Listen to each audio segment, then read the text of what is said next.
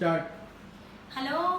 आज हमारे बानी रवा सबके बीच में निशा पांडे बहुत ही बढ़िया सा रवा सबके कुछ अलग दिखावे खातिर और रवा सब तो जनते बानी इधर बीच हमार कुल प्रोजेक्ट बहुत बढ़िया रवा सब पसंद करतानी। एगो प्रोजेक्ट आइल बा ड्रीम गर्ल जौना के रवा खूब सारा प्यार और दुलार देनी, लगभग 40 लाख व्यूअर हो गई बा। लेकिन उ सबसे भी बड़ी एगो बात बा कि जौना कंपनी से हमार कैसेट आवता वो कंपनी के नाम टीम फिल्म्स बा। और टीम फिल्म्स में अब एगो नया काम शुरू हो गई बा कि अब वो फिल्म भी लेता है और टीम फिल्म से बहुत सारी फिल्म भी आवत बा। अभी लाइन लगल बा, चैलेंज आल बा फिल्म टीम फिल्म से। रउआ सबके बता दी कि बहुत ही बढ़िया फिल्म टीम फिल्म से आइल बा, चैलेंज आइल बा और जिगर आइल बा और भी बहुत सारा फिल्म आवता। तो एगो रउआ सबके बता दी कि बहुत ही बढ़िया फिल्म जोन जिगर और टीम फिल्म्स में जो आइल बा इस समय पवन सिंह के फिल्म चैलेंज। तो आज रउआ सबके हम चैलेंज के एगो बहुत ही बढ़िया गाना जो कि पवन सिंह गौले बाड़े रउआ सबके ऊपर ही डांस करके सुनाई और दिखाई। तो सुनावल तो हमेशा रही लेकिन दिखावे खातिर पहला बेर आ बानी। तो आई हम गाना चालू करतानी, रउआ सब खूब मजा ले हो और देखब हमार लाइव डांस। तनी देख के बताई कैसन लागल रउआ सबके। तो आई गाना के हम प्ले करतानी।